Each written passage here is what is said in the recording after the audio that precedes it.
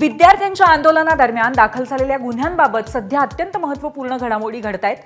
विद्यार्थी आंदोलनाच्या पार्श्वभूमीवर सर्वोच्च न्यायालयाने महत्त्वपूर्ण निर्देश दिलेत। गुन्हेगारी पार्श्वभूमी नसलेल्या आंदोलकांना तातडीने सोडून देण्याचे निर्देश न्यायालयाने सर्वच राज्याच्या पोलिसांना दिलेत।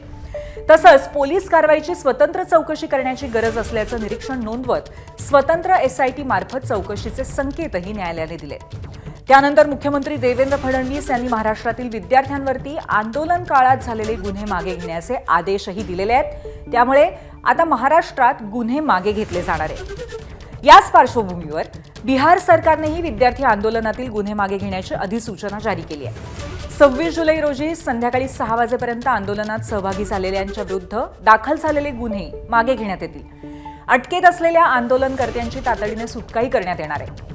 तसंच या आंदोलनकर्त्यांवरती भविष्यात कोणतीही कारवाई केली जाणार नाही असंही सरकारने स्पष्ट केलंय।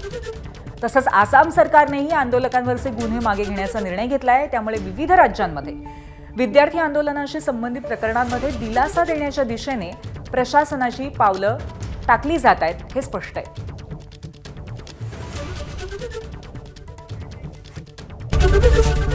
ABP माझा, उघडा डोळे बघा नीट।